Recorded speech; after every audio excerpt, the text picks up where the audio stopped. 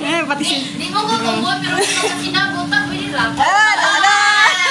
Huwag ka may love sa akin. Pakatol ako. Animal. Ayan na. Yung pancake niya.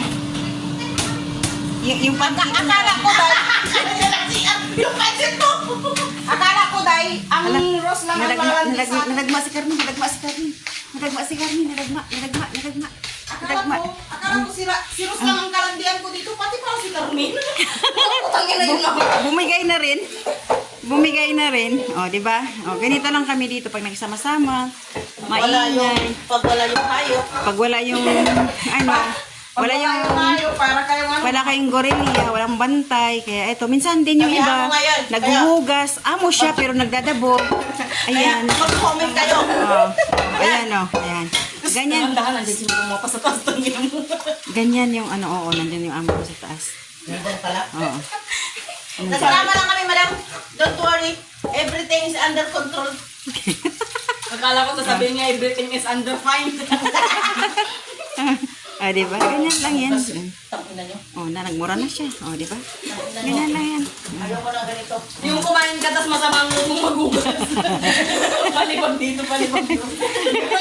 Hindi, yung nagkumakain ka ba, tapos isa lang yung kinainan mo, tapos yung hinugasan mo, sang katutak, aba, ibang klase na yun. Yung nga, pinagtaka ko eh. Mm. Isang plato lang, isang kutsara. Huwag kang magdaldal ng isang plato. Diyos ko. May mga problema lang sila, kaya intindihin nyo na lang. Ito, nagluluto naman yung isa. Ako kahit may problema ako, hindi ako nagdadabong ng ganyan. Nagkaganon lang ako. Gusto mo nagbantay sa lahat. Yung mga alaga nyo daw, yung alaga nyo daw. Ano yung alaga? Magdala na ako ng anak ko sa Salman. Eh, Yung alaga mo doon, si Salman, punta mo muna doon. dali. Bigyan mo muna ng pagkain doon. Oh. Bigyan ng pagkain. Ayaw naman kumain. Ano ko yung kakainin sa tao?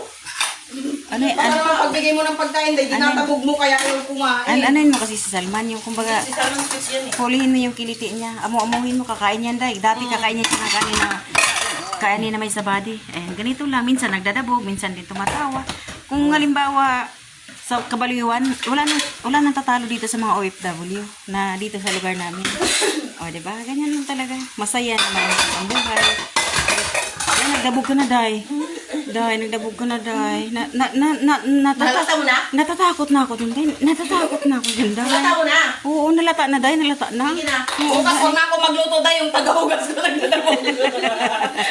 Kanya na mo, Jeremy, ginamit mo lahat ng mangkok kasi hindi ka man lang naghugas. Ah, di.